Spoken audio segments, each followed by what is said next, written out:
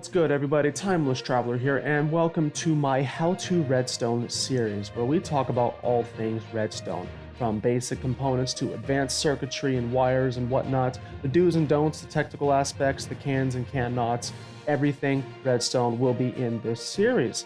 So don't forget to hit that like button, subscribe to my channel, and slap that notification bell if you want to stay up to date on all future content. Now, without any further ado, let's go ahead and get on with the episode. On today's episode of How to Redstone, we're going to be going over Basics Part 3.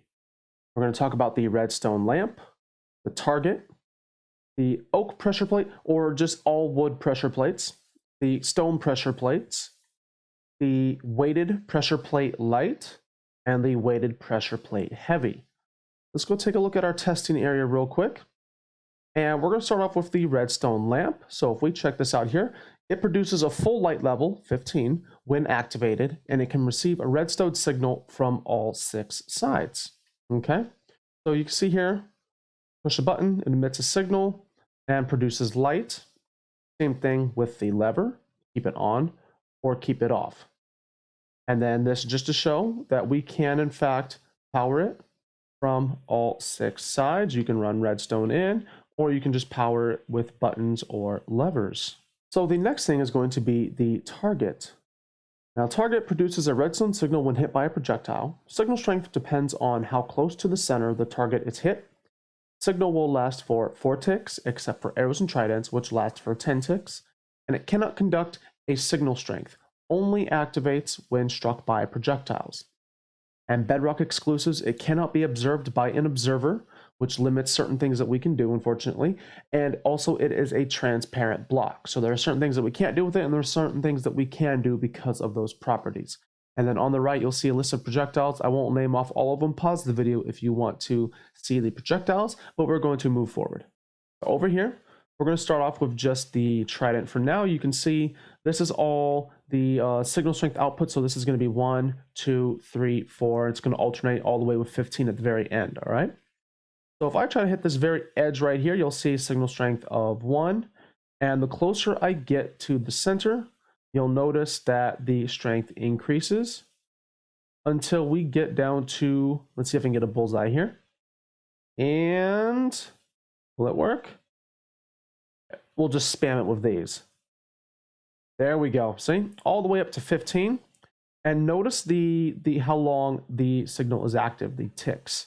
So right there, 4 ticks. And with the trident, 1 tick. As mentioned earlier, that it cannot carry or conduct a signal strength. So if we activate and power this block with a lever, you'll notice, so if we put a bit of dust right here, you'll see that powers and nothing is happening with that. Yeah. Now it is a transparent block, so like using glass to create vertical redstone lines, you can do the same thing with your target block. It will not take a charge, but it will carry the signal if we build it up vertically like this. See that powers? And over here I mentioned earlier that it cannot, it's not considered a block update, so the observer will not notice. As you can see, activates that lamp, but the observer is not noticing anything. If you wanted to use an observer, then you would need to, this is a little extra, but you would need to essentially just change it up like that, and then the observer would notice. However, it would output 2 signals. And then the next thing is going to be our pressure plates. We have 4 different variants here. We have the wooden, stone, light-weighted, and heavy-weighted. Now, the wooden provides a max signal strength when an entity is placed on it. So if we come over here, I am an entity as a player. I can activate it, outputs a max signal strength. Stone pressure plate will do the same thing. The weighted ones will be a little different. We'll get to that in just a moment. This is just an example. And then if we put an item on here, it will do the same. Now the stone pressure plate, similar to the wooden pressure plate, it will provide a maximum signal strength, but only when a player or mob stands on it. And as you saw just a moment ago, I stood on it, outputted a max signal strength.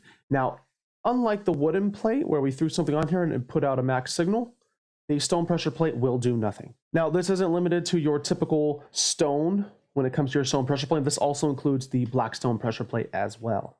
Next up, we have the light-weighted pressure plate, or the gold pressure plate, as it used to be called, and it detects all entities. Signal strength is based on the quantity of entities placed on it.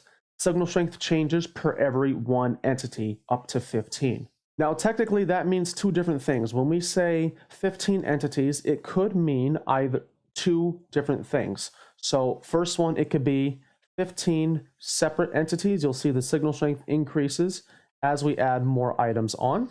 And it could also mean that you need 15 stacks of either separate entities or the same type of entities. So this time, instead of 15 individual entities, we can do multiple stacks of 64 of the same type of entity. And last but not least, we have the heavy-weighted, or iron pressure plate as they used to be called, like the light-weighted, but instead of individual entities, it counts in groups of 10, going up to 141.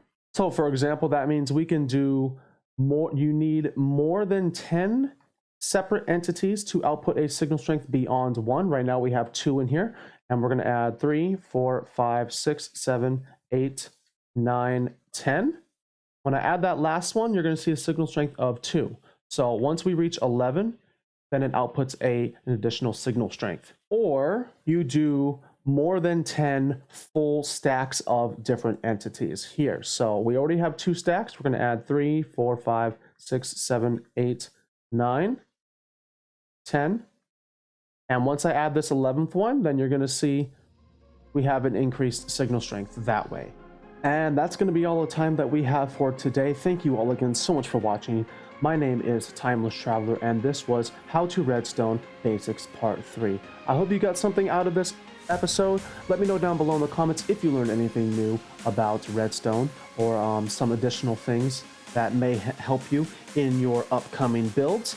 And if you like this content, please don't forget to leave a like, subscribe to my channel, and slap that notification bell, so whenever I release another How to Redstone episode, then you will know as soon as it is out. So until then, you all take care, have an amazing day, and I will see you in the next episode. And one more thing before I leave, we have passed just a little over 50 subscribers. That means there are over 50 people that are now watching my channel and staying up to date on my content. So I just want to thank you all for supporting me and coming along for the journey. And shout out to all the people that are regularly chatting in the comments, helping the videos, and also just engaging and letting me know what you think of the material so far.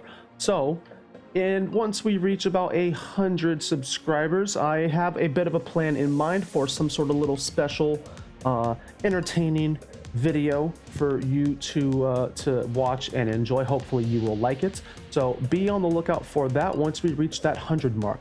So again, take care. I am Timeless Traveler. You all have an amazing day, and I will see you in the next episode.